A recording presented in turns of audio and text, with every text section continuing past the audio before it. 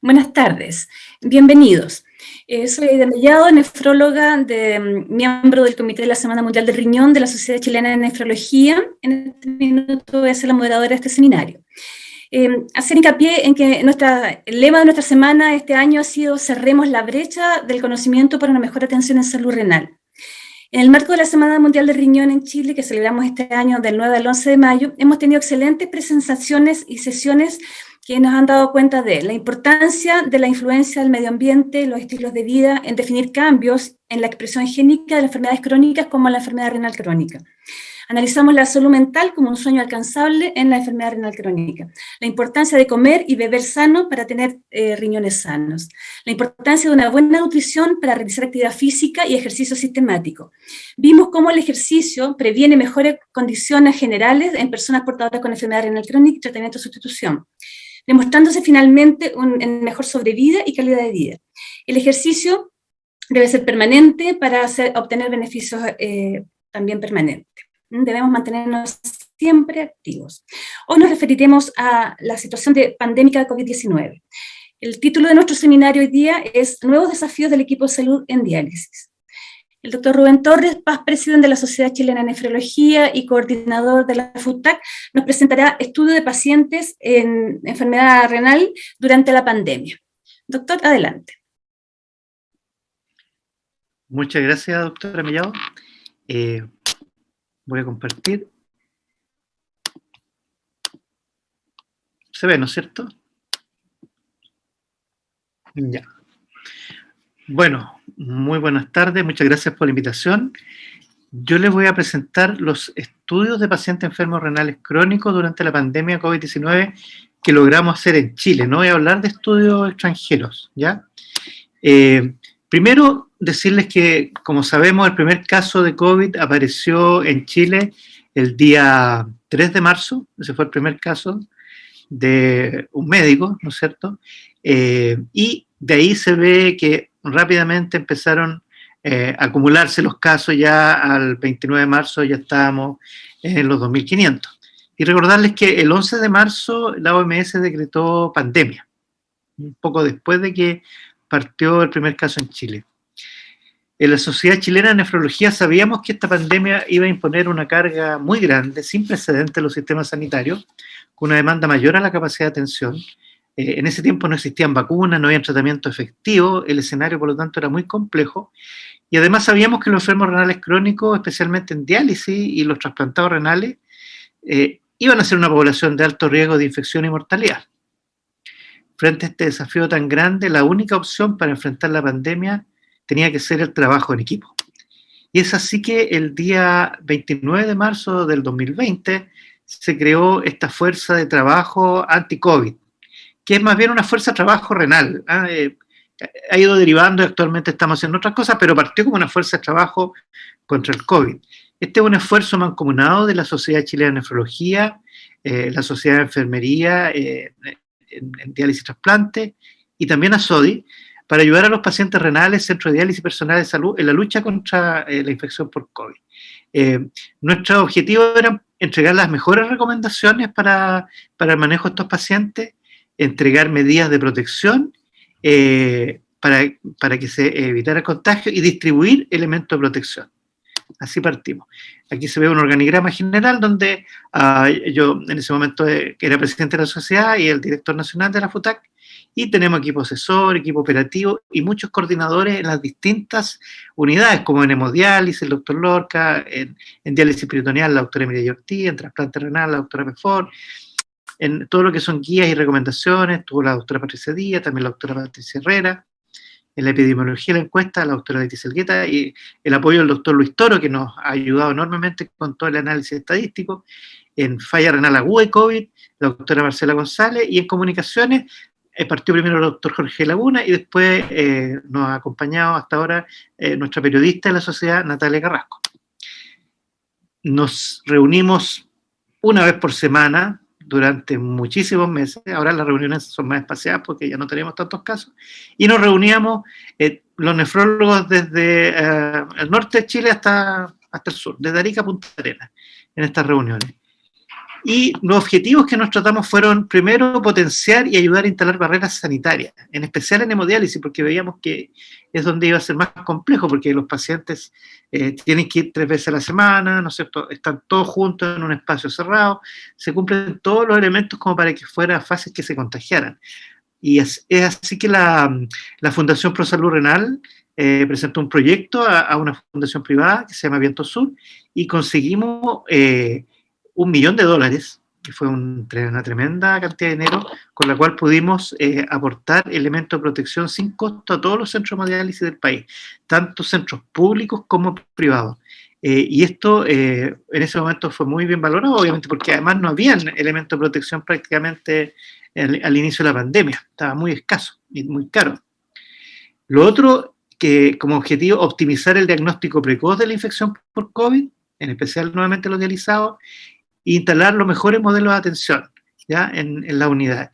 Y al respecto es importante mencionar que uno de estos dos objetivos se logró juntar a través de lo que fueron las mesas de trabajo regionales de COVID, que nos ayudaron a este tipo de objetivos, como el diagnóstico precoz y mejorar los modelos de atención. El cuarto punto es realizar un seguimiento de la pandemia, tanto en los pacientes como en el personal que los atiende, porque para nosotros tener datos siempre fue fundamental, porque era la única manera de llegar a las autoridades y conseguir apoyo para nuestros pacientes. Lo quinto es evidenciar las brechas que existían en las unidades y en los equipos de salud renal del país. Y lo último, dar un apoyo y crear un sentido de trabajo en equipo, porque pensábamos que trabajando en equipo y dando este apoyo empático íbamos a tener mucho mejores resultados y íbamos a tener además datos, que era una de las cosas más importantes. Con respecto a la charla, yo me voy a referir a los datos que tuvimos durante la pandemia por COVID y un poquito lo que estamos ahora. Entonces, respecto al seguimiento de nuestros pacientes, nosotros al día 13 de marzo ya teníamos 7 pacientes infectados en hemodiálisis. Y como se fijan, los pacientes fueron aumentando y ya al 22 de mayo teníamos 464 pacientes. Y si vemos los fallecidos eran ninguno en marzo, pero fueron aumentando y ya al 22 de mayo íbamos en 60 pacientes fallecidos. Con esto se hizo una proyección del incremento de fallecidos por COVID-19 en pacientes en hemodiálisis en la región metropolitana y claramente íbamos a estar en un límite muy alto, ya en un límite alto de pacientes fallecidos. Esto nos llevó a conversar con la autoridad y mostrarle que efectivamente íbamos por un nivel muy alto y que teníamos que hacer algo por nuestros pacientes. Como los datos eran potentes, nos logramos reunir con las autoridades de salud y yo recuerdo esta reunión del día 28 de junio del 2020 a través de Zoom, que conversamos con la subsecretaria de Salud, la doctora Paula Daza, y le presentamos los datos y le demostramos que los pacientes en hemodiálisis eran muy vulnerables al COVID severo y que tenían problemas especiales, que básicamente la organización de los centros de diálisis, que los pacientes están todos juntos, tienen que viajar juntos, y bueno, le planteamos todas las áreas en que la sociedad podía ayudarlo. Y esta reunión fue muy importante porque gracias a esto las autoridades escucharon nuestras problemáticas, entendieron nuestro trabajo y se crearon, por ejemplo, las mesas de trabajo regionales que ya les mencioné, y también hubo apoyo para los pacientes en diálisis, como por ejemplo locomoción para los pacientes contagiados o pacientes sospechosos. En las residencias sanitarias también, es una de las cosas buenas que surgió. Bueno, y las mesas de trabajo regional que yo, como ya mencioné. Ahora, con respecto a las publicaciones, la primera publicación fue esta que se publicó en la Revista Médica de Chile, que básicamente fue una alerta, ¿no? Nosotros acá hicimos una alerta a la comunidad diciendo de que los pacientes en diálisis eran pacientes de alto riesgo porque hasta esa fecha ya teníamos que los pacientes en hemodiálisis tenían una letalidad de un 21% versus un 1.1% en la población general. La segunda publicación importante fue la que hicimos en la revista de nefrología latinoamericana, y como ven acá, esta es una publicación con muchos autores, muchas unidades de diálisis, hospitales clínicos, centros privados de diálisis, ¿ya? hospitales públicos con diálisis, y bueno, esta publicación, ¿qué mostró? Bueno, primero, fue una publicación donde resumimos todos los datos del año 2021, perdón, del 2020. Como se ve, en el 2020, aquí se ve que partimos, ¿no es cierto?, con nuestros primeros casos en marzo y fuimos subiendo y llegamos a fines de diciembre en hemodiálisis a tener 2.699 pacientes contagiados y 541 fallecidos. En diálisis peritoneal, a fin del 2020 tuvimos 105 pacientes contagiados, 23 fallecidos, y los pacientes trasplantados renales, 223 pacientes infectados y 32 fallecidos. Es importante decir que en hemodiálisis contamos aproximadamente con el 85% de los pacientes en diálisis. Hicimos un seguimiento de 21.000 pacientes. En diálisis peritoneal se hizo un seguimiento, esto es el esfuerzo de la doctora Mireya Ortiz, de todos los pacientes. El 100% de los pacientes en diálisis peritoneal fueron seguidos. Y en trasplante fue alrededor del 95-98%. O sea, fueron muy representativas estas muestras, ¿ya? Bueno, y como les digo, en hemodiálisis seguimos 21.000 pacientes, 2.699 se contagiaron y fueron 541 los que fallecieron. En diálisis peritoneal, 1.498 pacientes seguimos, se contagiaron 105, fallecieron 23, y en trasplante seguimos a 4.305 pacientes, se nos contagiaron 223 y fallecieron 32. Esto muestra que la tasa de infección en hemodiálisis es un 18,8%. En diálisis peritoneal es mucho más bajo, un 7%, en trasplante también es más bajo, 5,1%, y en la población general es 3,1%. O sea, los pacientes que más se contagian, como era esperable, eran los pacientes en hemodiálisis. Con respecto a la tasa de hospitalización durante el año 2020, encontramos que los pacientes en hemodiálisis, en diálisis peritoneal y trasplantados eran muy parecidos. Todos se hospitalizaban más o menos el 50%, mientras que en la población general la hospitalización oscilaba alrededor de un 9,4%. Y la letalidad, es decir, los pacientes que fallecen habiéndose infectado COVID, en hemodiálisis hasta diciembre del 2020 llegamos a una letalidad de un 20%, en diálisis peritoneal un 21,9%, en trasplante 14,3%, versus la población general, que era un 2,7%. Les recuerdo que durante el año 2020 no teníamos vacunas. Esto es lo que pasó, digamos, con el COVID, sin vacunación y sin una terapia efectiva. En este mismo trabajo, publicado en la revista latinoamericana, comparamos las tasas entonces de letalidad y se fijan que en los pacientes en peritoneo diálisis 21,9, en trasplantado 14,5, hemodiálisis 20 y la población general 2,7. O sea, es mucho mayor en los pacientes en diálisis. También en este mismo trabajo mostramos que el mayor porcentaje de pacientes que se contagiaban estaban entre los 50 y 60, 70 años, o sea, menos contagiados en los más jóvenes y menos contagiados en los mayores. Probablemente porque, claro, también hay una tasa mayor de pacientes que tienen esta edad más bien media. Pero se demuestra claramente que a medida que envejece la población, el riesgo de fallecer es mucho mayor. O sea, en el lado izquierdo se ve contagiarse, pero en el lado derecho se ve fallecer. Y claramente los pacientes que tenían mayor edad tenían una letalidad muchísimo mayor. O sea, un paciente menor de 40 años tenía una letalidad que era alrededor de un 8% y un paciente de 80 o más tenía una letalidad que era alrededor de un 40%. Igual, si uno analiza a los pacientes jóvenes, la letalidad era mucho mayor que en la población general. Tomamos una muestra de los pacientes en hemodiálisis, de 2.422 pacientes que tenían todos los datos, y en estos pacientes, con todos los datos de estos 2.422, básicamente aquí se ve que era un 43% eran hombres, la edad promedio estaba en 61 años, los pacientes llevan en promedio como 42 meses en diálisis, teníamos un 48% de diabetes, un 79% de pacientes hipertensos, de centros públicos de diálisis un 8,5%. Y en la región metropolitana, en este grupo de pacientes que analizamos, un 62%. Nos dio las hospitalizaciones 49,8%, como les dije, más o menos 50%, y requerimiento de ventilación mecánica en pacientes que se hospitalizaron alrededor del 15%. Y los fallecidos fueron, la letalidad, un 24%. Y esto salió un poco más alto porque hay una representación grande de la región metropolitana que les voy a mostrar más adelante que importa. Los mayores predictores de mortalidad que encontramos en los pacientes en hemodiálisis fue ser mayor de 60 años, que daba un odds ratio de 2.69, llevar mucho tiempo en diálisis, ¿ya? También era significativo, ser diabético, también era significativo, y muy significativo, vivir en la región metropolitana. O sea, si los pacientes vivían en regiones, la letalidad era menor que si vivían en la región metropolitana. Y cuando analizamos la letalidad en la región metropolitana, según si los pacientes eran del área norte, occidente, central, oriente, sur o suroriente, encontramos que la mayor letalidad estaba en la zona sur, que llegó a ser 31.4%, y en la suroriente, que también andaba en cifras de alrededor de 31%. ¿Ya?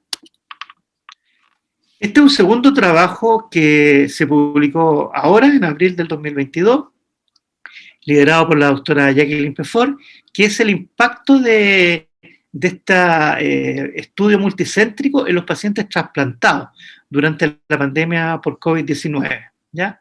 Y en este trabajo se puede ver, ¿no es cierto?, que la edad sobre 65 años se asoció a mayor riesgo que los pacientes trasplantados se murieran. ¿Ya? Y otra cosa bien importante, los pacientes que tenían un estrato socioeconómico bajo. O sea, la pandemia claramente tiene un efecto sindémico, como también se vio en hemodiálisis, que en las zonas que probablemente son más pobres o con más población y menos acceso probablemente a hospitales, porque la población es muy grande, también hubo mayor mortalidad. Y en trasplantes se demostró, porque se estudió ese dato, el estrato socioeconómico, y dio claramente que era mayor el riesgo de morirse, y bueno, y diabetes también. La diabetes, igual que en hemodiálisis, la diabetes se asoció a mayor mortalidad. Cuando se hizo un análisis de los pacientes que tenían un ingreso económico mediano alto, esa era la sobrevida, que es mucho mayor que si los pacientes tienen o viven en una comunidad con bajo ingreso. ¿Ya? Así que importa los ingresos y el estatus socioeconómico. Este es un tercer trabajo también que acaba de ser publicado en este momento, está online, donde también ven que hay muchos autores. Son prácticamente la mayoría de las personas que mandamos datos de COVID-19 a la doctora Ortiz, que fue la que lideró el trabajo, y el doctor Rodrigo Sepúlveda, que hizo gran parte del estudio estadístico. Y aquí se ve lo mismo, que el riesgo de morirse es mucho mayor en los mayores de 60 años, ¿ya? Los pacientes que llevan más de 5 años en diálisis peritoneal, mayor riesgo de morirse, los diabéticos, y bueno, los pacientes que se hospitalizaron también tenían mayor riesgo de morirse.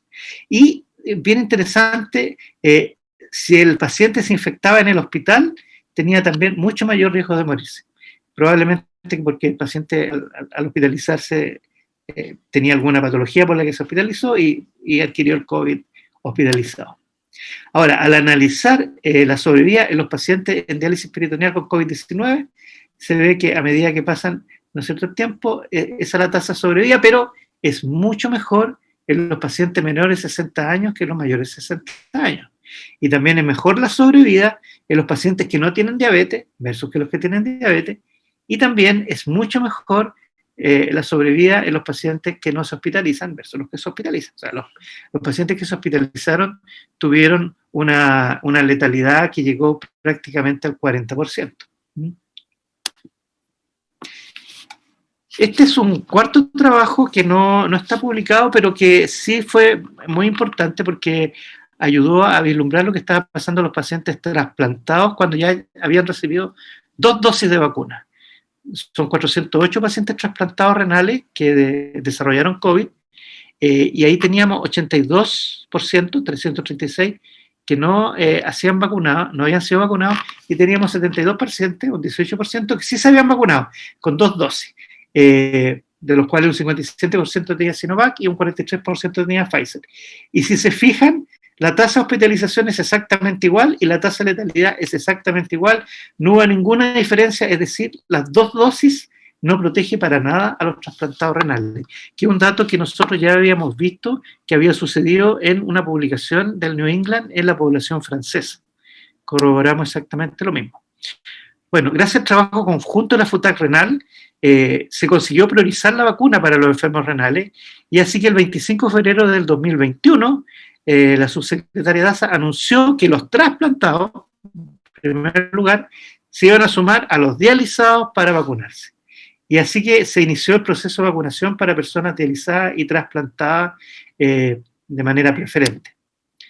Entonces, con estos datos que ya teníamos, conseguimos además la dosis de refuerzo, que esto fue el día 25 de julio del 2021, el 29 de julio, con los datos que ya les mostré de los pacientes trasplantados, conseguimos que se formalizara la tercera dosis obligatoria, digamos, y prioritaria para los pacientes en diálisis, ya sea en hemo o peritoneodiálisis, y para los pacientes también trasplantados, aparte de otros pacientes inmunosuprimidos que son trasplantados precursores hematopoyéticos o pacientes con enfermedad autoinmune que requieren tratamientos biológicos. Y se definió además que la vacuna a utilizar fuera la vacuna de BioNTech, la vacuna Pfizer.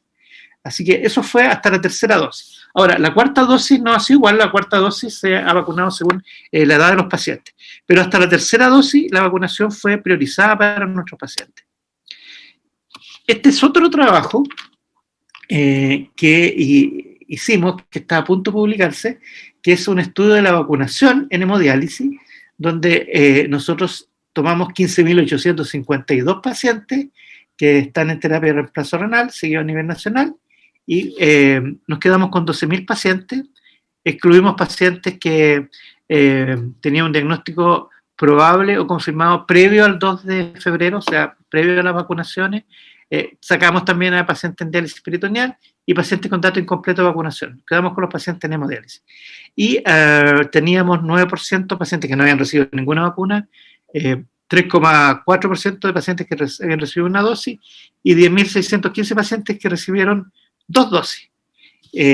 Aquí está el total del paciente, la edad promedio, el tiempo en diálisis, pero lo importante es mostrarles esto, que si se fijan, los pacientes que no se vacunaron con ninguna dosis fueron un grupo pequeñito y que la verdad que ahí se mantuvo, ¿ah? Es un porcentaje mínimo, y los pacientes con primera dosis posteriormente se vacunaron con la segunda dosis, ¿ya? Y la mayoría de nuestros pacientes se vacunaron con Sinovac, el 73%, y con Pfizer el 26,7%, y otras vacunas 0,3%.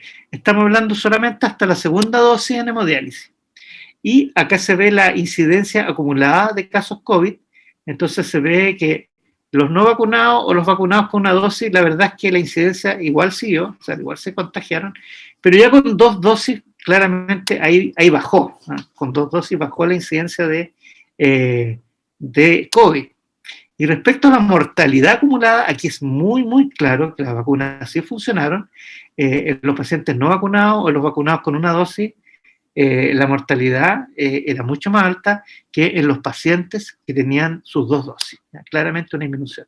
Y la letalidad, que es los pacientes que fallecen por COVID, la letalidad en los pacientes no vacunados o vacunados con una dosis estaba entre un 20 y un 30%, versus los pacientes con 2 dosis que ya la letalidad había bajado a valores de un poquito menos un 5%. Al hacer un análisis de la eficacia de las vacunas, encontramos que había una disminución de un 21% de la infección, un 48% de la hospitalización y un 71,8% de las muertes por COVID. O sea, la vacuna realmente fue muy efectiva en nuestra población. Hicimos además un análisis por el tipo de vacuna y encontramos que la vacuna Sinovac disminuyó la infección un 16,9% y la Pfizer un 50,1%. Las hospitalizaciones, la Sinovac disminuyó un 45% el riesgo de infecciones y la Pfizer un 77%. Y morirse de COVID, la Sinovac disminuyó un 69,4% y la Pfizer disminuyó un 96,7%. O sea, claramente la vacuna Pfizer fue mucho más efectiva en la población de pacientes dializados. Y por eso que la tercera dosis se solicitó que fuera Pfizer. Y así fue la tercera dosis. Bueno, este es el resumen de este trabajo que lo mandamos al Kidney International Report.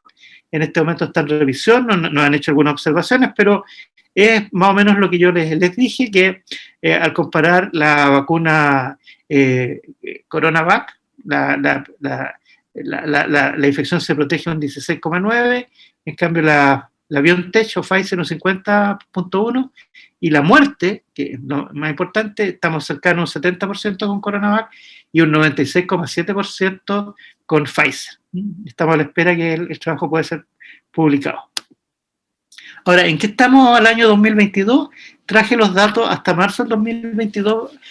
Tenemos datos hasta abril, pero lo bueno del año de marzo del 2022 es que el doctor Toro hizo un análisis comparativo con la población general que se lo voy a mostrar y que es bien interesante, muestra cómo es la realidad en Chile versus los pacientes dializados.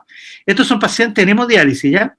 Y si se fijan, hasta marzo del 2022 ya se han contagiado 6.118 y el número de fallecidos son 907. O sea, estamos ya acercándonos, bordeando los 1.000 fallecidos en hemodiálisis por COVID.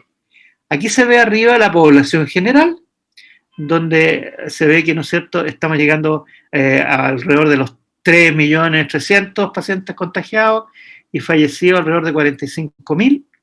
Y en hemodiálisis llegamos a la tercera semana de marzo con 6.168 pacientes contagiados y 907 pacientes fallecidos. Y si se compara, en el lado izquierdo está la población general y en el lado derecho está la población en hemodiálisis. Si se comparan los casos nuevos, ¿ya?, en la población general, si se fijan, hay 1, 2, 3, 4, 5, son como 6 olas más o menos. O si uno pudiera decir, hay una ola, después hay una segunda ola que fue como con 3 picos, después hay como una pequeña ola y una gran ola, después, desde el punto de vista de los contagios de la población general. Obviamente la última ola corresponde a la cepa, a la Omicron. Ahora, si miramos los fallecidos de la población general, hubo muchos fallecidos en la primera ola, muchos fallecidos en la segunda, tercera, y también muchos fallecidos en la última ola. ¿Qué pasó en hemodiálisis, que se ve en el lado derecho?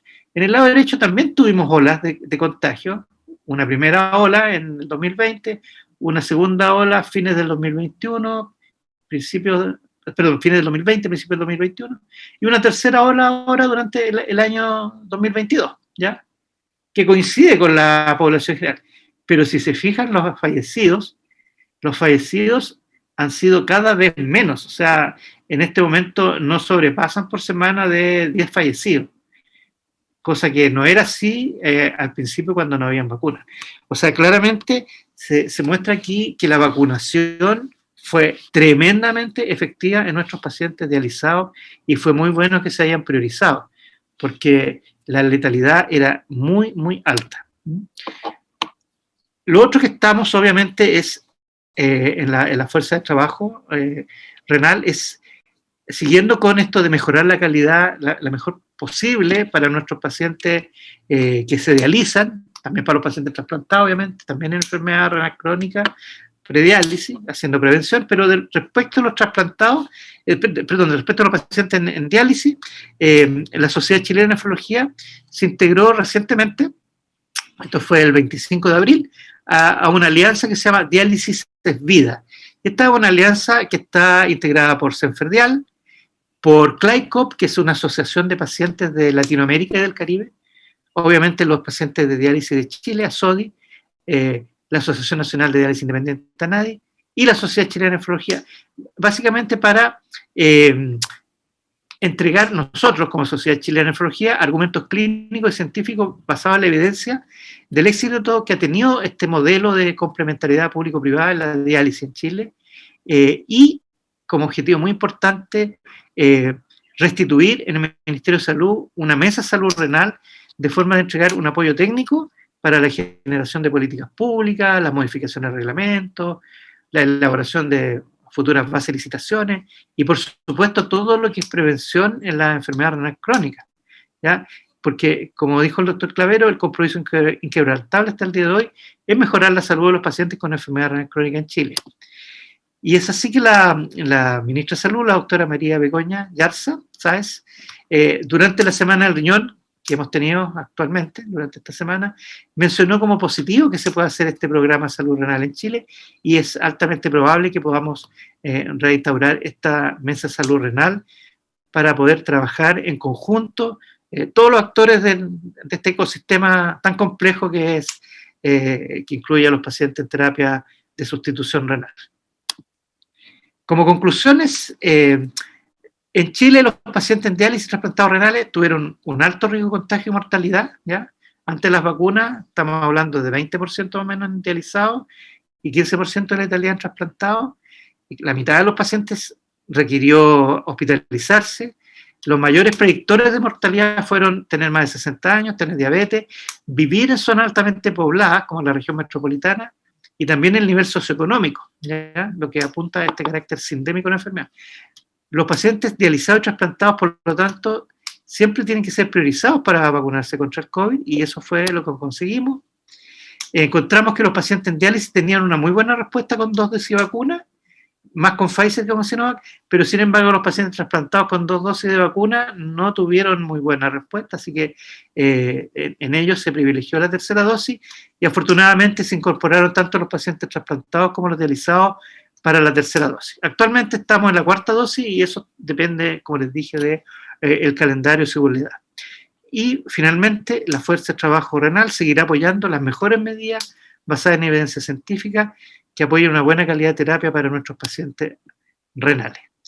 Y como siempre en la última diapositiva yo muestro esta, que es un agradecimiento a todo el equipo que ha permitido hacer este trabajo, que como ustedes ven es enorme, tanto médicos, enfermeras, que hoy día están en sus días, así que las aprovecho de saludar, y esta frase del doctor Humberto Maturana que dice: cuando hay colaboración no existe la competencia porque no existe la amenaza. Entonces, colaborar es muy útil, es muy bueno, y todos estos trabajos que les mostré hubieran sido imposibles si no hubiéramos colaborado entre todos durante la pandemia COVID-19.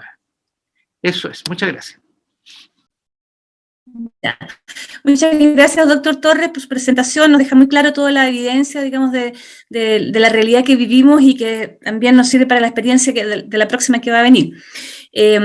Quería dar una notificación para que tengan claro que para hacer preguntas hay un botoncito rojo a la derecha de la pantalla Zoom para que se manifiesten con las preguntas que quieran hacer para la ronda de preguntas. Ahora vamos a pasar a la segunda presentación. La señora María Elisa Espinosa, enfermera de diálisis de la Universidad Católica y presidenta de Senferdial, nos va a hacer la presentación de desafíos en enfermería post-pandemia. Adelante, María Elisa. Ya. Hola, muy buenas tardes. Muchas gracias por la invitación.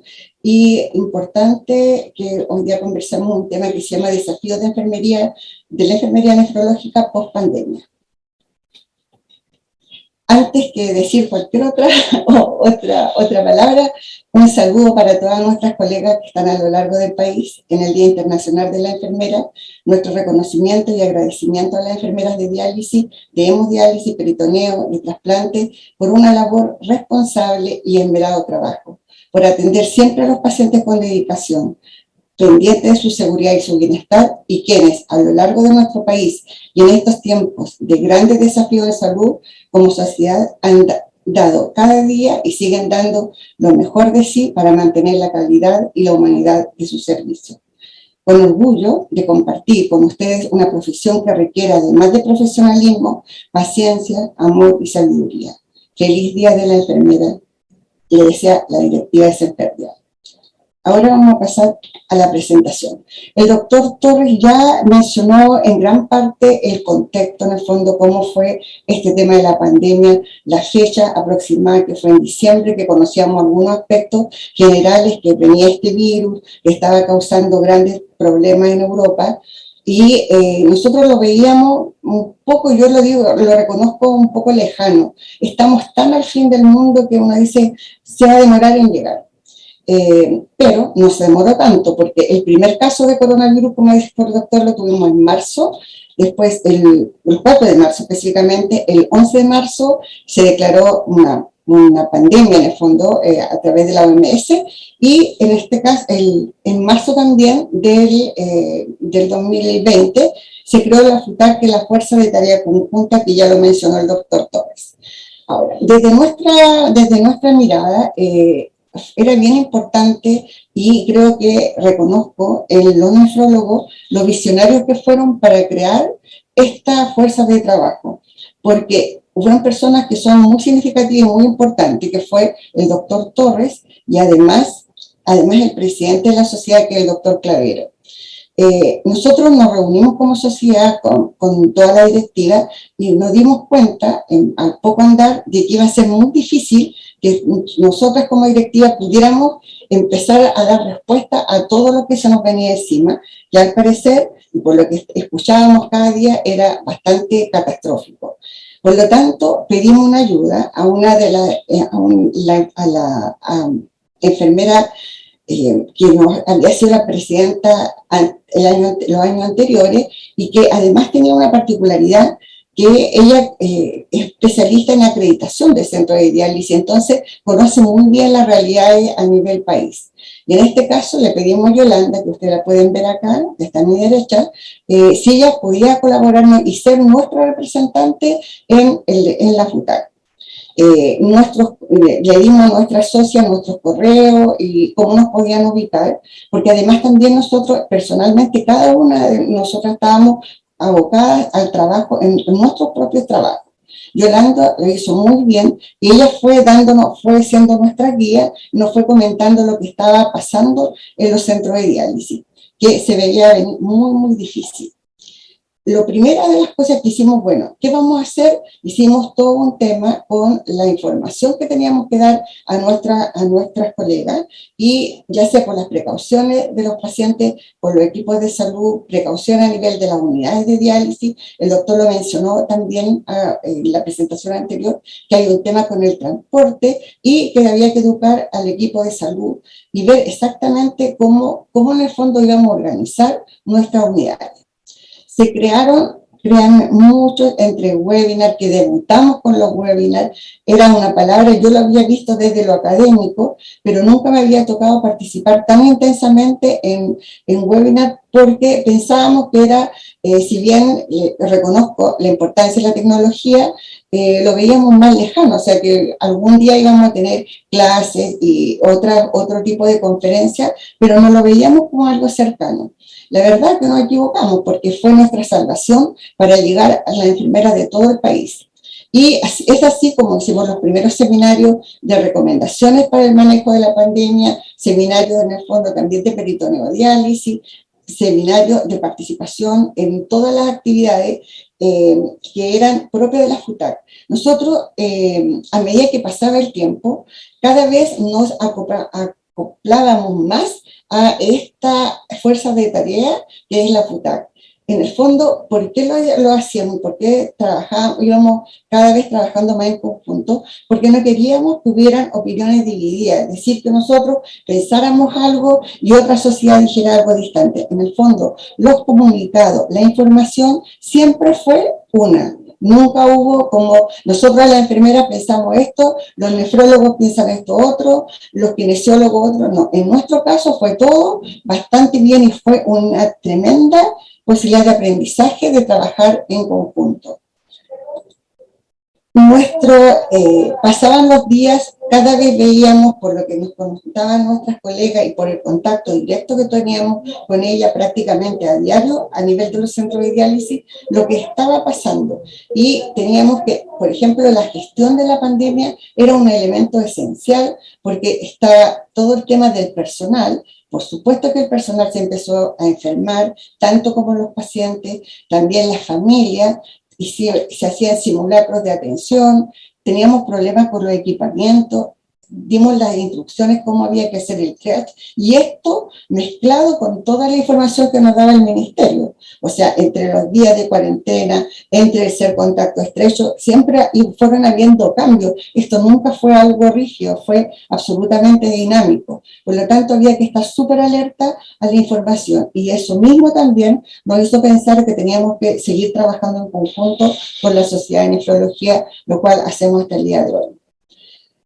El desarrollo, por lo tanto, de esta pandemia en los aspectos de planificación, elaboración, puesta en marcha, implementación y supervisión de protocolos nos trajo mucho trabajo, pero también posicionó una forma de liderazgo que nosotros no habíamos visto. A lo más, nuestro gran desafío había sido en el 2010, cuando tuvimos el tsunami, pero de esa fecha al 2020 habían transcurrido 10 años, y como que en el fondo se habían hecho muchas cosas, pero ahora en esta vez era crítico porque nuestro personal a lo largo del país ya no estaba con la cantidad de personal que ajustaba a cada unidad de diálisis. Por lo tanto, ¿qué nos pasó? Nos pusimos creativas, hicimos cambios en la estructura y en la forma de trabajar con los pacientes.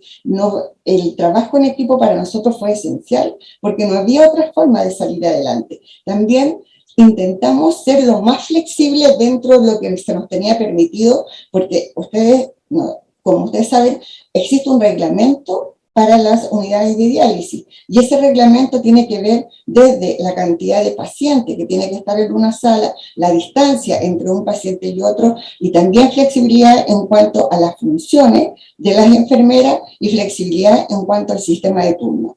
También desarrollamos aspectos de empatía, de capacidad organizativa, y nuestro quehacer, y siempre hicimos énfasis en el cuidado humanizado y la visión holística del paciente. Por lo tanto, ¿qué mejor oportunidad de ser gestora en una crisis sanitaria, de investigar, de tener la posibilidad de dar la atención a nuestros pacientes, y también el aspecto docente, porque teníamos que educar de forma súper rápida a distintas colegas que se iban incorporando a las unidades de diálisis y además a los pacientes y a la familia. Ahora, desafíos que teníamos las enfermeras que nos enfrentamos en estos momentos. Nos enfrentamos en que existe urgencia por reducir los costos, y que tenemos opciones de nuevas tecnologías, que tenemos foco en el control de la gestión de calidad, acceso universal a la salud, una reforma que está ahí a la vuelta de la esquina, la cual tenemos que considerar y conocer, porque al fin y al cabo es la seguridad de nuestros pacientes lo que está en juego, que tenemos una población cada vez más envejecida, aumento de enfermedades crónicas y problemas, por supuesto problemas graves de salud mental, sobre todo en nuestro personal que lo pasó tan mal durante todo este periodo. Otro desafío que podemos decir ya más académicos tienen que ver con la formación de la enfermera, con la sobreoferta de enfermeras, o la otra pregunta que nosotros nos hacemos como sociedad en el déficit de cargo, porque nos pasa mucho que nuestros colegas dicen, sí, en verdad faltan enfermeras, pero no tenemos cargo. Entonces el estilo de repente que se usa es que sean por boleta, lo cual no hay una adherencia a las formas de trabajo del centro o de la unidad de diálisis. Yo no digo que sea malo, pero a veces siento que hay una especie se usa demasiado. Yo creo que las unidades de diálisis deben tener su personal regular, porque con eso les permite poder hacer un montón de otras cosas, como mejorar la capacitación. Y el uso, por ejemplo, de práctica basada en evidencia, obviamente que lo tuvimos que desarrollar así, pero muy rápido, porque teníamos que buscar protocolos o qué es lo que estaban haciendo enfermeras que estaban un poco más adelantadas que nosotras, por ejemplo, las enfermeras europeas, las españolas, las enfermeras italianas, las enfermeras francesas, así que rápidamente a buscar también la forma de hacer la traducción y de poder ver y cotejar con lo que a nosotros nos estaba pasando. Pero por sobre todo, lo que más nos pasó, que teníamos un sentido de incertidumbre. En el fondo, ¿hasta cuándo va a durar esto? ¿Cuánto nos falta? ¿Qué tan difícil va a ser salir de esto? Y la esperanza en algunas veces, la verdad que no era tan fácil de llevarla a las unidades de diálisis. Me recuerdo perfecto la situación, por ejemplo, que vivieron las enfermeras de Magallanes. Para ellas, que están al fin del mundo, también tuvieron un periodo muy complejo, de mucha intensidad, y no había mucha forma de ayudarla. Nosotros, meses antes de que se declarara la pandemia, se había hecho a través de nuestra sociedad toda una capacitación respecto a terapia de soporte renal y control de infecciones. Fueron 2 de nuestras asociadas a dar clases durante una semana. Por lo tanto, nuestro vínculo con ella era bastante bastante más intenso porque las conocíamos y porque sabíamos qué es lo que estaba pasando. Junto con esto, y viendo lo que estaba sucediendo, bueno, llegaron las vacunas, mejoró la atención, el doctor lo comentó muy bien, no me voy a referir más al tema, solo que el MinSal, aparte de estar trabajando en todo el manejo y en la resolución de esta pandemia, también había gente del MinSal trabajando en los objetivos sanitarios de la década. Y eso es el objetivo desde el 2021 al 2030. A mí me tocó participar como presidente de la sociedad, parte de estos objetivos que tienen que ver específicamente con la enfermedad renal, y la verdad que fue una experiencia bastante enriquecedora porque mientras participábamos también yo hacía como el correlato con lo que son los estándares de acreditación. Tiene bastante relación en muchos aspectos, por lo tanto no me era algo lejano. ¿Qué cosas, por ejemplo, estamos trabajando o qué a partir de una situación de pandemia un poco más controlada a las enfermeras nos inquieta? Nos inquieta también porque lo vemos día a día todo el tema del cambio climático. En el fondo también a través de poder ver qué es lo que pasa con nuestros centros de diálisis para disminuir el impacto negativo en la salud de la población. Nosotros tenemos situaciones que son muy compleja en el centro de diálisis porque, por ejemplo, consume mucha agua. Nosotros, las unidades de diálisis tienen gran demanda de agua, gran demanda de suministros de filtros, de líneas, y tienen una gran cantidad de plástico que no son degradables por efecto de la pandemia, guantes, mascarillas, delantales. Y por otro lado también tenemos un aspecto importante que tenemos que reducir, tanto como sea posible, todo lo que son los residuos, mejorar la segregación de residuos, y se requiere también para eso decisiones políticas y sensibilizar a nuestro personal y en general a la sociedad de la importancia del cambio climático. Ahora, dentro de este cambio climático nosotros tenemos aquí algunos aspectos que son importantes, como por ejemplo ver la huella de carbono, ¿verdad? Dentro de las unidades de diálisis, el transporte de pacientes que consume CO2, o sea, CO2 y nitrógeno, la limpieza de las unidades, los servicios domésticos también de las unidades de diálisis que obviamente impactan en el medio ambiente, pero por sobre todo los desechos específicos de las unidades de diálisis también contribuyen a que tengamos una mayor cantidad de desechos que no son buenos para nuestro medio ambiente.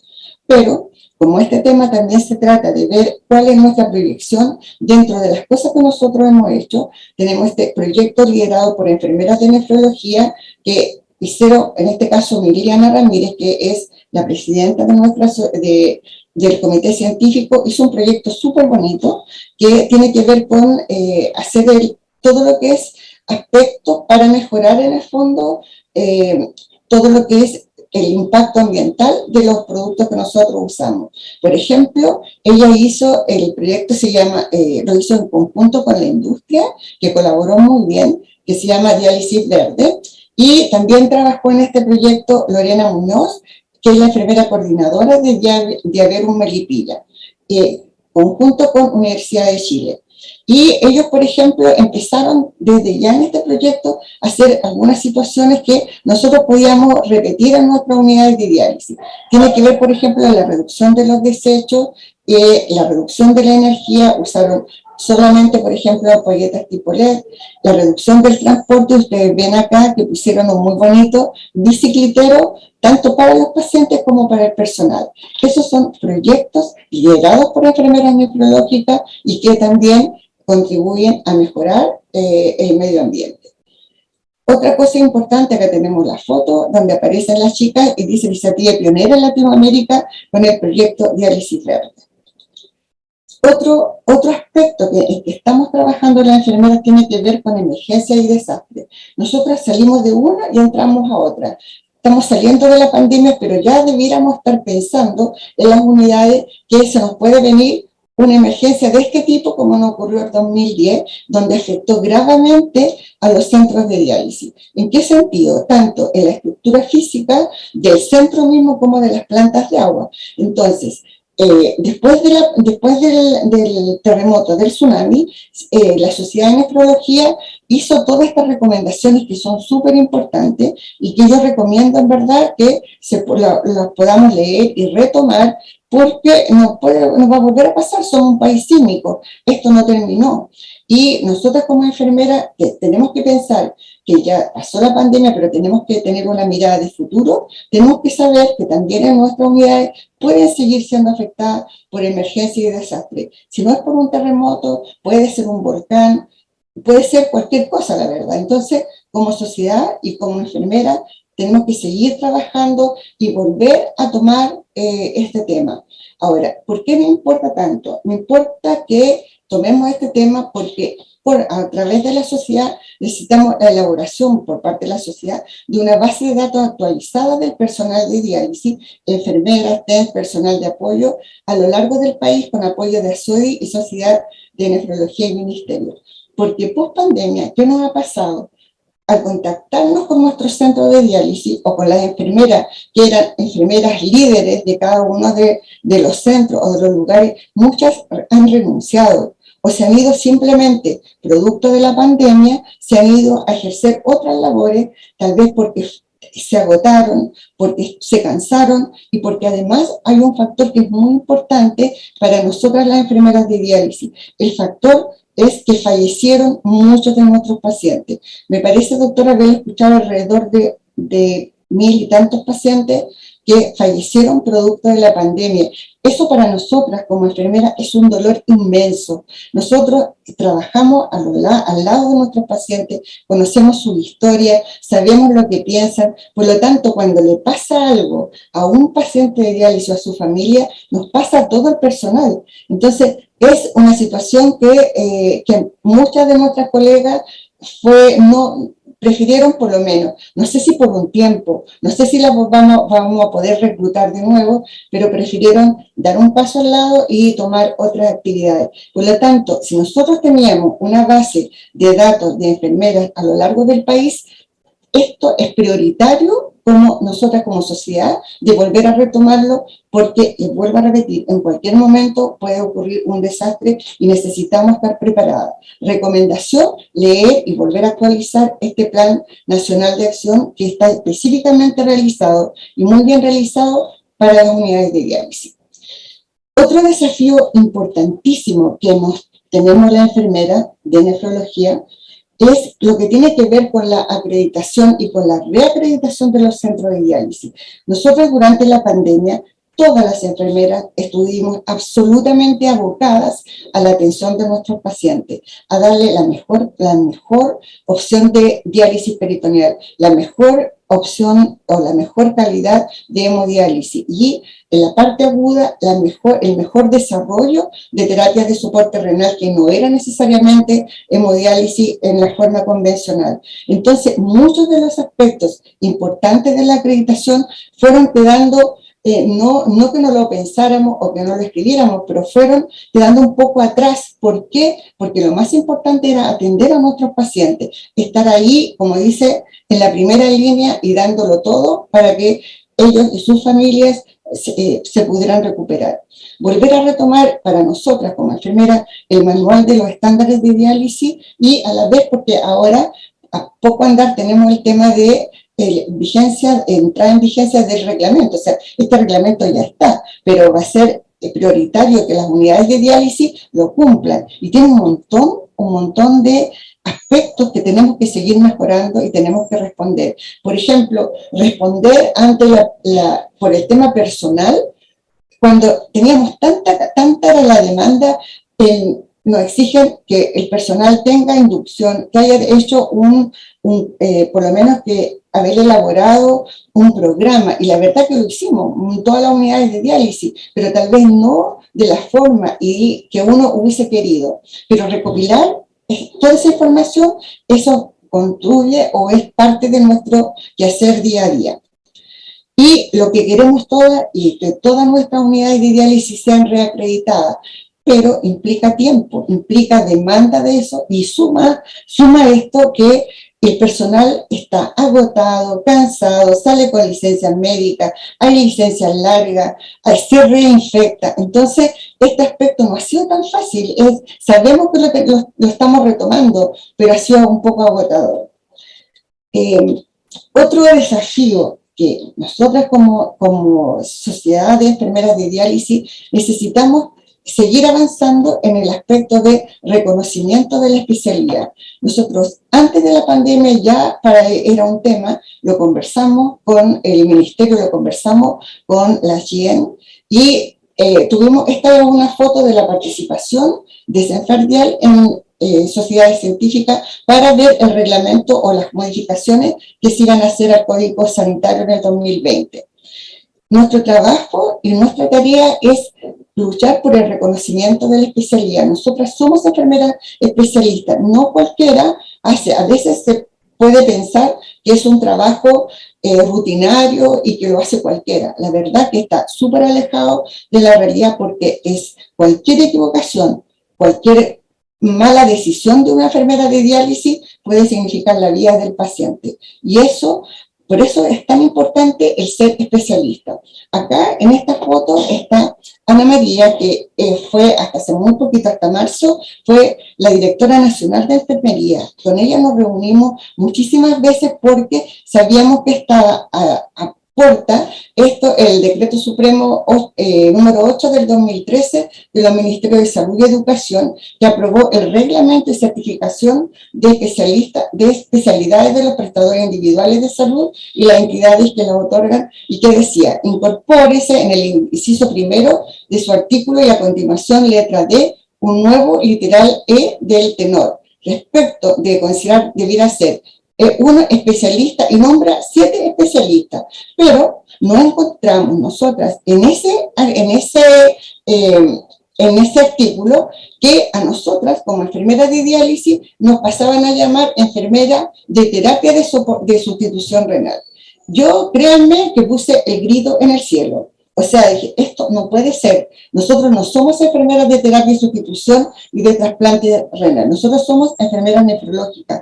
Va mucho más allá de hacer una terapia con un equipo. Y, por lo tanto, hemos tenido reuniones sucesivas con las distintas instancias para que nuestro reconocimiento sea como enfermeras nefrológicas. Nuestro desafío, en el fondo, el reconocimiento de la especialidad va avanzando, va lento, quisiéramos que fuera más rápido, pero avanza. Algún aspecto, cuando antes de irse el ministro Páez, firmó un decreto.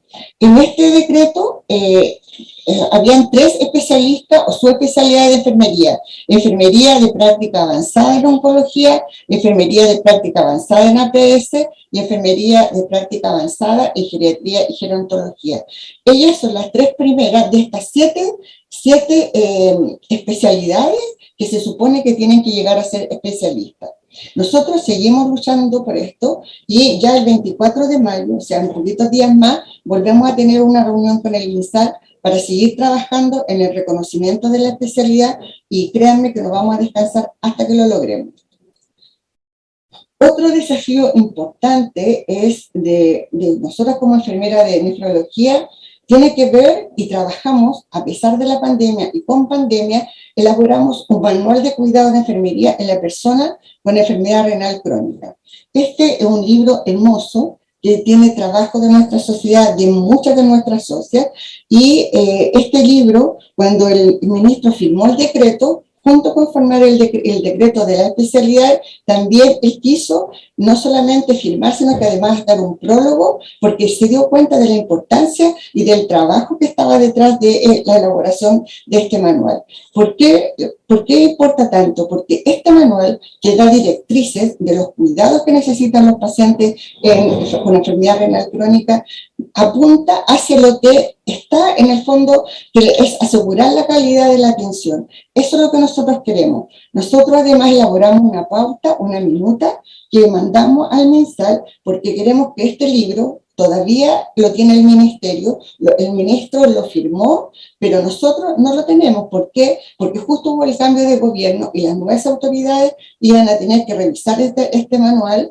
y para poder hacer el lanzamiento. Nosotros, junto con el manual, enviamos esta minuta que habla en el fondo del día 1, día 2 y día 3, porque queremos hacer clases a nivel del hospital digital para darla a conocer a todas las enfermeras especialistas del país.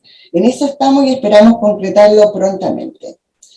Otro punto importante que también es adherir a la estrategia para el abordaje de la salud renal, que esta semana se ha hablado muchísimo, y como es la semana del riñón, para nosotras como enfermeras es una situación ideal de cómo debiera ser abordado el paciente renal, porque habla todo, habla de prevención, habla de lo que se debe hacer, del acceso o de la facilidad para lograr tener un tamizaje adecuado. Hay varios aspectos acá, yo lo invito a que se puedan ver todas las enfermeras que entren y que revisen esta información porque me parece relevante.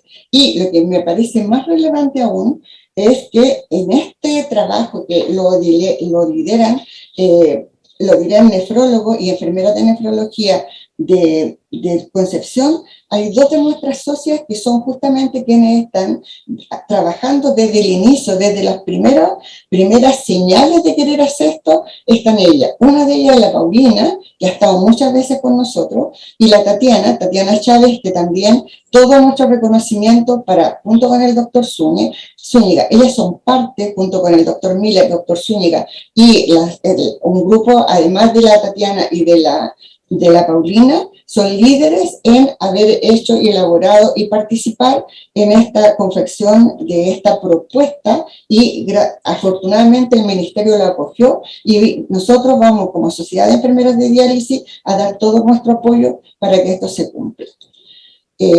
Por supuesto que los desafíos nuestros, al igual que lo que están en el fondo en las metas en 2020-2030, toca aspectos de todo tipo, aspectos financieros, aspectos de salud digital, aspectos de personal, etc.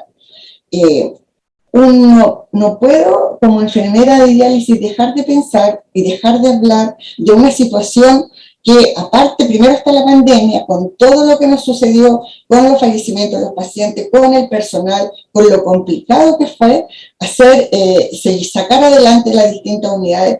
Cuando estábamos saliendo de esto, se nos viene encima la licitación de los centros de diálisis. Nosotros, como enfermera y como sociedad, nos dimos cuenta que había muchos aspectos que en esa licitación había que mejorar. Hicimos todo lo posible para que no se escucharan, tuvimos incluso junto con la Sociedad de Nefro y junto con la ASODI, Asociación de Pacientes, reunión hasta con el ministro París. Se quedaron de ver algunos aspectos que finalmente nunca nos volvieron a convocar para mejorarlo, sino que simplemente después de un tiempo, en febrero y parte de marzo de este año, la licitación, se llevó a cabo y el resultado de eso fue una cosa que para nosotros ha sido tremenda. En esa licitación, en el fondo, hace que parte de los pacientes, de nuestros queridos pacientes, tengan que abandonar su lugar, su unidad de diálisis y cambiarse a otro lugar. La verdad que no hay muchas palabras para decir la pena y la tristeza que para nosotros significó esto, porque no queríamos, los pacientes, algunos llevan 10 años en un centro de diálisis, para nosotros el estar con los pacientes es parte de nuestra, ellos son parte de nuestra familia, entonces no tenerle que se vayan a otro lugar ha sido muy complejo. Y esto, por ejemplo, los pacientes afortunadamente se movieron, dijeron no puede ser que no nos escuchen, no puede ser que nos saquen a una unidad de diálisis que no es la que nos corresponde, y esto les muestro algunas fotos, por ejemplo en mi casa, mi diálisis, porque efectivamente lo sienten así, y dice, somos personas, luchamos por vivir, no al traslado, y ahí estamos nosotros también, que como Senferdial apoyamos a nuestros pacientes, y hubieron distintas movilizaciones a lo largo del país. Algunos pacientes, igual a nivel de FONASA, se les permitió que se les diera como elegir a dónde se podían ir pero igual ha sido un tema súper complejo y lo hago presente porque los pacientes, como el movimiento por lo menos a nivel de Twitter, somos pacientes, no somos muebles, créanme que cuando uno dice o declara que hay que escuchar a la gente, que hay que escuchar a los pacientes, tiene que verse la acción, tiene que verse plasmado en situaciones en que efectivamente se escucha a los pacientes. Cuando fue la licitación, no se escuchó ni a los pacientes, ni a las enfermeras, ni a los médicos.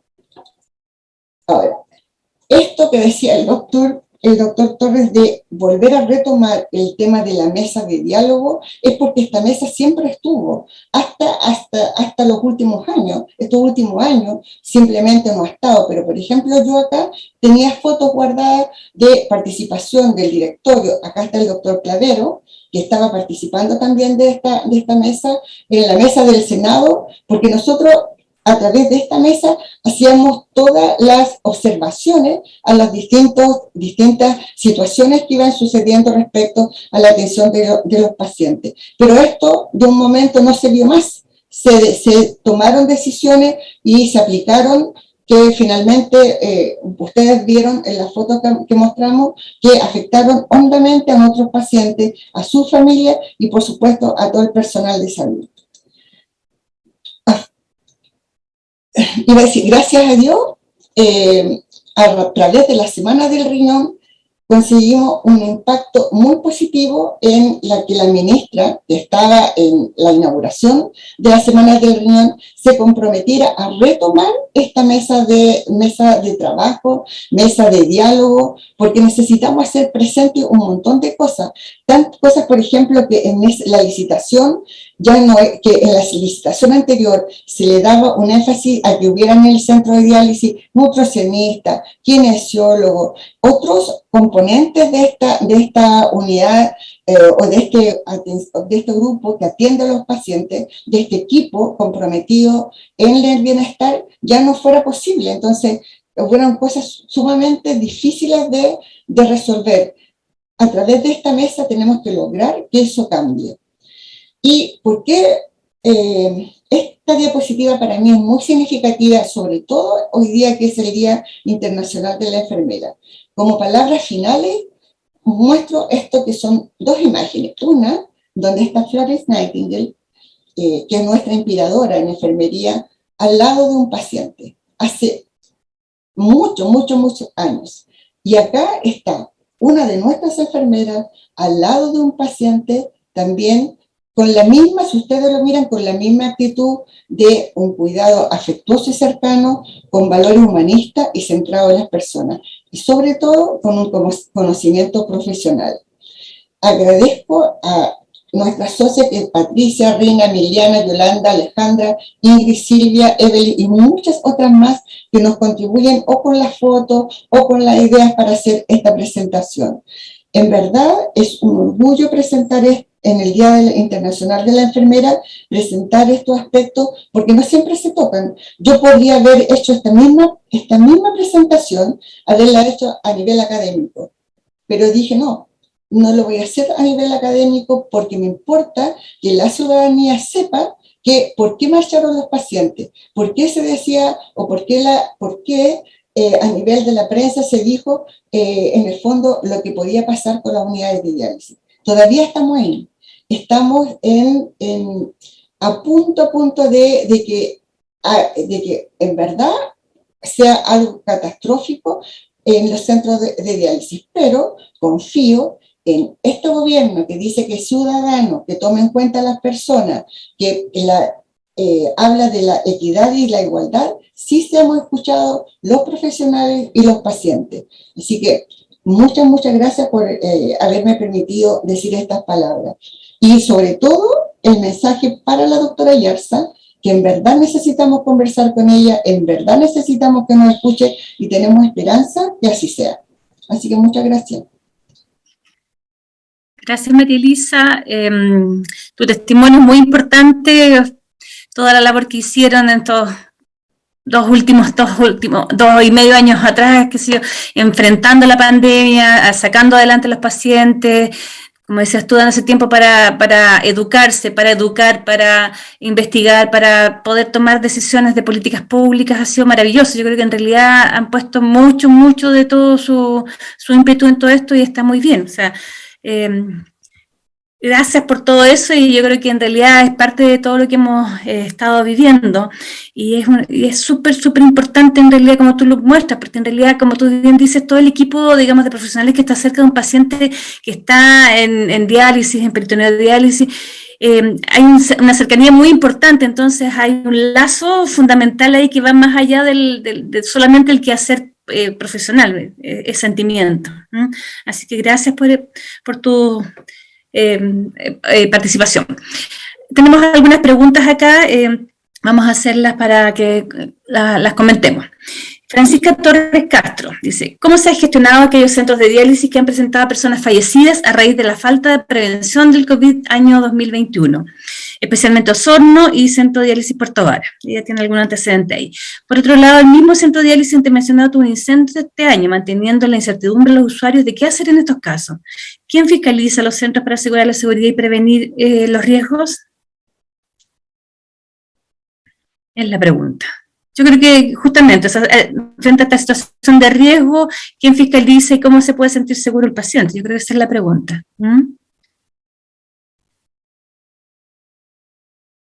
¿Qué opinas, María Elisa? ¿Para mí? Sí, yo creo. El doctor también si quiere opinar. Es como más de lo que tú conversaste.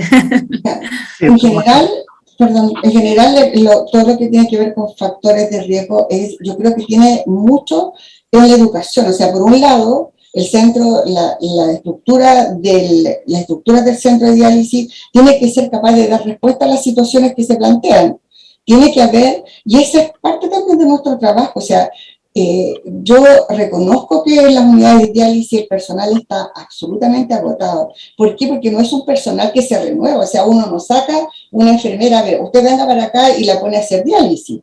Es personal que se especializa, que tiene un periodo de adaptación, que tiene que conocer los riesgos de lo que está haciendo. Por lo tanto, creo que todo lo que es tratar de minimizar los riesgos para los pacientes tiene que ver con un tema de calidad y seguridad en la atención y también dar cumplimiento a estándares que ya tenemos. Nosotros ya tenemos puestos estándares de acreditación. Lo que pasa es que tenemos que, o sea, los cumplimos, pero tenemos que seguir siendo consecuentes en el sentido de no bajar la guardia porque estamos con la atención directa. A veces nos pasa que, como uno dice, nos pilla la máquina. Estamos tan ocupados atendiendo pacientes que a veces pudieran haber cosas que se nos están escapando, pero la prevención y la educación del personal de salud, de la familia y del propio paciente, en alguna medida hace que estos riesgos disminuyan. Yo quisiera decir que al menos, si en algo sirvió la pandemia, fue justamente para esto, para mejorar la atención de seguridad hacia los pacientes, porque nos pusimos de acuerdo, yo diría, en todos los centros de diálisis, en revisar nuestros protocolos, optimizarlos, proteger a los pacientes, por ejemplo, poniendo protecciones con estas micas de plástico entre paciente y paciente, tratar en la medida de lo posible, en la mayoría de los centros de adaptarse al nuevo reglamento que va a entrar en vigencia, ¿no es cierto?, que hace que tengan más espacio entre paciente y paciente, revisar muy bien todos los protocolos de conexión y desconexión, tener cuartos turnos, cosa que muchos centros no lo tenían, pero hubo que hacerlo para poder dializar pacientes con COVID, para que no se juntaran con pacientes sin COVID, diseñar estrategias para que los pacientes ingresaran por un lado, ¿no es cierto?, y salieran por el otro lado para que nunca se juntaran en la sala de espera, mejorar el transporte, ahí tuvimos ayuda también del Estado. Fueron un sinnúmero de cosas. Yo creo que es cierto que hay un reglamento y que el reglamento se cumple y se fiscaliza, ¿no es cierto? Hay una fiscalización que es permanente y que en cualquier momento puede llegar desde FONASA y también de la Seremía. Pero más allá de eso, yo creo que cada centro ha hecho su mejor esfuerzo por mejorar la calidad y disminuir todos los riesgos de los pacientes. Ahora, este año han fallecido pocos pacientes con respecto a la pregunta. Me gustaría, si pudieran decirme de qué centros son específicamente para ver cómo fue, porque nosotros tenemos un registro, pero no de los 23.000 pacientes que hay en diálisis, tenemos un registro de los 21.000 pacientes, o sea, no tenemos el acceso a toda la información de los pacientes, hemos seguido 21.000 y lo seguimos siguiendo hasta ahora, y claro, había una disminución notable de los fallecimientos, pero es verdad que los pacientes en diálisis se contagian de COVID, aún teniendo 4 vacunas, igual tienen un riesgo de fallecimiento, porque son pacientes inmunosuprimidos, muchos de los pacientes son diabéticos, son mayores, entonces no es que la vacuna previene completamente, pero sí ha bajado el riesgo de una manera notable, un 97% el riesgo de fallecer, pero no quiere decir que los pacientes no están completamente inmunes a tener un evento lamentable, digamos, de fallecer por COVID, pero mucho menos, sin duda ha bajado. Otra pregunta no está el autor. Dice, ¿qué ha sido lo más difícil en cuanto a convivencia con otras especialidades relacionadas a la diálisis durante el tratamiento? Por ejemplo, TENS, tecnólogo médico, internistas, etcétera. ¿Cómo se ha alterado la convivencia ahí con esta situación crítica del COVID? A ver, yo lo que puedo decir desde el punto de vista mío como médico en hospital fue que el COVID también produjo mucha insuficiencia renal aguda. Entonces, los hospitales necesitaron hacer diálisis de agudo a pacientes que no estaban en diálisis, pacientes que se enfermaban de COVID y que les daba un COVID grave y entraban a ventilación mecánica y había que hacerles hemodiálisis porque hacían falla renal. Y esos pacientes tenían una competencia con nuestros pacientes enfermos renales crónicos y también se hospitalizaban. Entonces, ese fue un problema bastante complejo de resolver en su momento con las unidades de pacientes críticos, pero que se logró resolver. O sea, hubo un aumento de la oferta de diálisis agudo y traslados de pacientes. Eso fue también muy, muy importante, que si en una clínica o en un hospital un paciente no podía dializarse, se podía trasladar a otro lugar, a otra clínica, y ahí lo podían dializar. Y también el hecho de que los nefrólogos nos preocupamos de ir, como yo decía, o decía la doctora Marcela González, a rescatar pacientes, porque uno iba a la urgencia y veía, oye, hay un paciente en hemodiálisis y lleva 2 días, todavía no se ha dializado y tiene COVID. Entonces, rescatémoslo, hay que dializarlo, porque si no va a fallecer de falta de diálisis. Entonces, esas cosas en su primer momento, en la primera ola, fueron complejas, pero después se fueron resolviendo. Con otras especialidades no creo que hayamos tenido mayores conflictos. Tal vez lo que pasó también en un principio fue de que había poca disponibilidad de exámenes. Era difícil contar con las PCR a tiempo. O sea, de repente una PCR se podía demorar muchos días y tú no sabías si el paciente tenía o no tenía COVID, a menos, claro, que desarrollara la evolución clínica grave, digamos, pero no. Entonces era difícil saber si tenían o no, y uno los ponía como sospechosos y los aislaba como sospechosos. Pero eso también fue mejorando con la toma de muestras. Así que yo diría que en general fue complejo al principio, los primeros meses del año 2020, mayo, junio, julio, agosto, pero después empezó a mejorar. La primera ola fue la más compleja. Claro. Otra pregunta. Eva Quijón dice, me encantaría, hay que ser considerada también la opinión de los pacientes respecto a la atención de enfermería en los centros de diálisis. Gracias. Un comentario.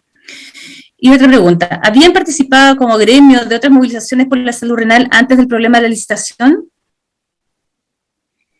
Para la enfermera. No le entendí la pregunta. ¿Qué era? Es que, ¿se habían participado en alguna otra oportunidad, en alguna otra manifestación así, apoyando pacientes, que no fuera la actual de la licitación? Yo personalmente, como presidenta, no me había tocado porque habíamos llegado de alguna manera a instancias de diálogo, porque existía esto de esta mesa, lo mostré en las fotos, en el fondo nos reuníamos y íbamos planteando, el presidente de la sociedad, nosotros y otros más, los problemas que se presentaban en las unidades o en los centros o en los reglamentos, mejorando incluso los reglamentos, entonces no nos había tocado. Pero en esta oportunidad, con esta situación de la licitación, no tuvimos espacio para, o sea, no nos escucharon. Nos escucharon en un momento que fue el doctor París, pero nos escuchó, pero no hubo una resolución en el fondo, la persona que tenía que haber estado, que era el director de FONASA, nos dijeron, sí, el doctor París específicamente, me recuerdo, nos dijo, esto fue un martes, el día jueves lo va a convocar el director de FONASA. Nunca nos convocó. Entonces, ese reglamento que tenía deficiencia clarísima, dada por los propios pacientes, por lo cual ellos hicieron su declaración, por qué esa licitación debía cambiar, tampoco fueron escuchados, ni los pacientes, ni las enfermeras, entonces no había pasado. Yo personalmente no me expongo a salir en una marcha, por ejemplo, yo soy más dada a pasar piola, como se dice, a no tener que ir, pero para mí era tan grave lo que estaba pasando, que claro que sí, apoyamos a nuestros pacientes y vamos con ellos donde haya que ir. Fuimos a La Moneda y entregamos cartas, y dijimos, esto no puede ser, pero igual a los pacientes los sacaron, casi 1.300 pacientes fueron desarraigados de sus centros de diálisis. Eso no me parece justo, no me parece que haya equidad en eso. Nosotros en la Sociedad de Nefro no participamos en actividades gremiales porque la Sociedad de Nefro por estatuto es una sociedad netamente científica. Sin embargo, esto fue tan grave lo que pasó que nosotros también quisimos apoyar a los pacientes, y lo que la Sociedad de Nefro hizo a través de la FUTAC, en colaboración ahí con Senferdial y con ASODI, le dimos todo el apoyo desde el punto de vista comunicacional y con apoyo de periodistas también, para el desarrollo de sus actividades. Pero claro, las enfermeras fueron mucho más activas que nosotros. O sea, María Elisa, yo la vi ahí en las marchas, llevando cartas, eso no lo hicimos los nefrólogos. Pero actualmente en el directorio pensamos que sí, es muy importante que la Sociedad de Nefro participe en las acciones de salud pública hacia los enfermos renales, porque eso sí está en nuestro estatuto, y eso es algo muy importante, y por eso que ingresamos a esta alianza de Diálisis es Vida, porque creemos que es muy importante que la Sociedad de Nefro participe en esta mesa de trabajo por la salud renal, tanto en prevención de la salud renal como también en las políticas de salud en diálisis, que se hagan en el futuro, con el objetivo final siempre de tener la mejor calidad posible hacia nuestros pacientes. Sí. Otra cosa, doctor, que en el caso nuestro, nosotros también somos una sociedad científica. Llevamos 45 años como sociedad científica de enfermeras de diálisis, pero tal vez el lazo que nos une con los pacientes, el afecto, es muy poderoso, entonces claro. Sentimos que la sensación que no los podemos dejar solos. O sea, yo no creo, doctor, en este caso que la Sociedad de Nefro nunca los ha dejado solos, al contrario, ha estado apoyando todas las instancias, pero esto ocurrió de un momento a otro, entonces no había como tiempo de convocar más gente y decir, oye, ya vamos todas las sociedades, pero igual se agradece porque sí se ha notado todo el trabajo que la Sociedad de Nefrología ha hecho por los pacientes. Otra consulta. Eso. Ustedes son expertas en diálisis y trasplante. ¿Creen que también debería reconocerse la especialidad en diálisis de otras profesiones, por ejemplo, los kinesiólogos? Absolutamente de acuerdo. La especialidad debe ser eso, pero hay que hacer camino para eso. Camino significa hacer algo que yo nunca lo había hecho o lo había plasmado más como lo siento ahora. Implica, igual que entrar como en decisiones que son en el fondo, decisiones que hay que estar en el momento, hacer los lobbies, hablar con la gente. Y nosotras, por ejemplo, las enfermeras siempre estamos ocupadas, pero esas cosas, o esa forma, o ese aprendizaje que tuvimos a raíz de todo esto que nos pasó con el COVID, después del COVID, con los reglamentos, ha sido un aprendizaje inmenso. Uno, como enfermera, como ciudadano, como persona, tiene que involucrarse, porque al fin y al cabo nadie sabe que el día de mañana uno mismo no vaya a necesitar una diálisis. Como nadie está seguro, entonces los kinesiólogos también son especialistas, estudian tantos años como nosotros, debieran de tener todas las opciones si presentan los argumentos correspondientes. Y cada vez más... También, por ejemplo, las nutricionistas son muy importantes en diálisis peritoneal, por ejemplo, que es fundamental el apoyo de las nutricionistas. Yo estoy súper de acuerdo con María Elisa de que tiene que existir una especialidad de enfermeras en nefrología, no en terapia de sustitución renal, porque la nefrología es mucho más que la diálisis y el trasplante. Está todo el manejo previo, ¿no es cierto?, antes de la diálisis, que es muy, muy importante. Claro. Así que, absolutamente de acuerdo que se puede hacer la especialidad de enfermería en nefrología. Claro. No, y lo que yo quería contar en realidad, lo importante que es el trabajo en equipo. O sea, nosotros estamos cada vez más, digamos, ciertos de que en realidad necesitamos, como decíamos, a los kinesiólogos, a los enfermeros, a la unidad de diálisis, a los TENS, o sea, todo el que tenga relación con nuestro paciente y sobre todo en educarlo y hacer cambios de estilos de vida, en educarlos en ejercicio, en nutrición, son importantísimos. Entonces, para nosotros debiéramos estar todos trabajando y como profesionales certificados. Yo creo que eso es importante. ¿Sabe? Quiero hacer un alcance con respecto a lo que dijo el doctor de la nutrición.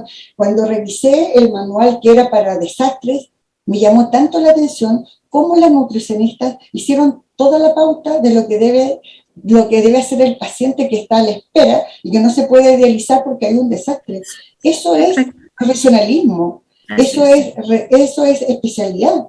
No cualquiera dice tome esta cantidad o tiene que tener esta reserva. Así que me parece sumamente justo. Claro, no, sí, yo creo que tenemos que atender a eso con los equipos de salud, no con la especialidad específica, digamos, claro, o la profesión específica.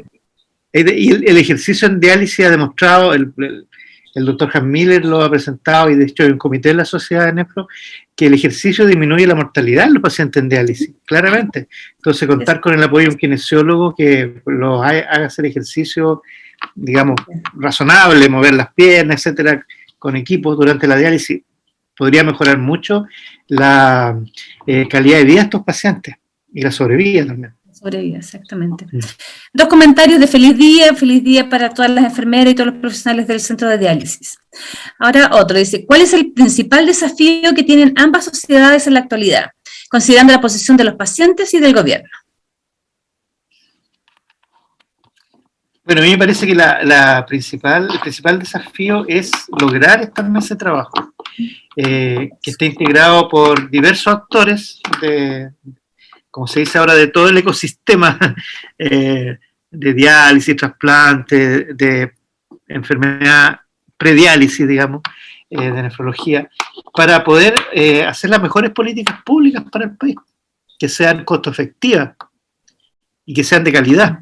No bajar la calidad. O sea, a mí me llamó mucho la atención lo que dijo el presidente de ASODE en una reunión que tuvimos hace poco, Francisco, de que hace 20 años atrás un paciente entraba a diálisis y tenía una sobrevida a lo mejor de 5 años. Ahora entra a diálisis y tiene una sobrevida de más de 20 años. No quiere que eso vuelva para atrás. O sea, que se asegure la calidad y se mantenga y mejore, ojalá, que cada vez los pacientes se dialicen mejor. Entonces, ese es nuestro desafío. Yo creo que ¿Cómo hacer de que con los costos, que no son menores, digamos, se pueda optimizar la diálisis en Chile y prevenir la enfermedad renal crónica terminal? Claro, un desafío importante es justamente empoderar al paciente para que también seamos un equipo. O sea, yo creo que de verdad el paciente siempre está como relegado a una situación de paciente y él debería ser muy activo en su enfermedad, en todo sentido. Por eso, doctora Mellado, yo me refiero a todos los actores, incluyendo a los pacientes. O sea, en esta mesa de trabajo tienen que estar también los pacientes, no pueden estar fuera. Exacto. La respuesta del doctor dice, es el Centro de Diálisis Puerto Varas, localizado en Osorno. Estos fallecimientos ocurrieron en el año 2020. Ah, ya. Puerto Varas en Osorno. Enfermeras son las que siempre están al lado de los pacientes en diálisis, momentos buenos y momentos malos. Se agradece mucho la atención, un paciente. Ahí, Eva Viejo. Yo creo que ya estamos llegando al momento de término, se acabaron las preguntas. ¿Algún mensajito de cierre de cada uno de ustedes, doctor? Bueno, solamente dar las gracias a todos los que nos escucharon, saludar nuevamente a las enfermeras por su día y seguir trabajando para mejorar la calidad de la atención hacia nuestros pacientes, que son pacientes delicados, son pacientes que necesitan mucho apoyo, no solamente en la parte técnica, sino también, como dice María Elisa, en la parte psicológica, en el apoyo en el día a día. Y eso es algo que tenemos que mejorar todos. Gracias, doctor. María Elisa. Bueno, como decía el doctor, agradecer la instancia de poder haber participado, haber dado esta visión también, que si bien nosotros sabemos que las metas o lo que sabemos exactamente que tenemos que cumplir, que hay reglamentos, que hay un montón de cosas que nos hacen que nuestra calidad de la diálisis sea buena, pero también tenemos que soñar. Yo siento que es acción y reacción.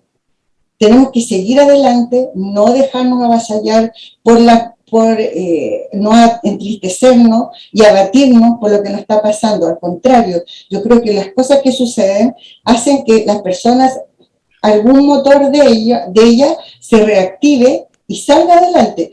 A mí, yo lo viví en forma personal, jamás en la vida había estado en una marcha, nunca había llevado un cartel, ni mucho menos, pero el solo hecho de saber de que había un peligro inminente para nuestros pacientes, yo me hizo como en 2x3 reaccionar y dije, no, esto no puede ser. Siento que también la tarea como enfermera es poder, si bien visualizar un futuro, involucrarse en él, involucrarse en lo que está pasando. Como nunca, con todo lo que ha pasado, la importancia de participar en las políticas públicas y las sociedades científicas tienen la obligación. O sea, los gobiernos necesitan trabajar con las sociedades científicas para mejorar la calidad de la atención y es porque es un derecho. Es un derecho para los pacientes que cada vez se han atendido mejor, con diálisis de mejor calidad, que se preocupe de sus problemas y de poder que ellos estén mejor, buscar la instancia para que estén mejor. Solo se logra participando en políticas públicas y salir de la zona de confort. Muchas gracias, María Elisa. Estamos llegando al final de nuestro seminario. Quiero dejarlos invitados para el último seminario mañana, que va a ser en torno a los hábitos saludables de niños y adolescentes. Va a estar muy interesante también. Y gracias por la asistencia y gracias por la participación. Hasta luego. Adiós.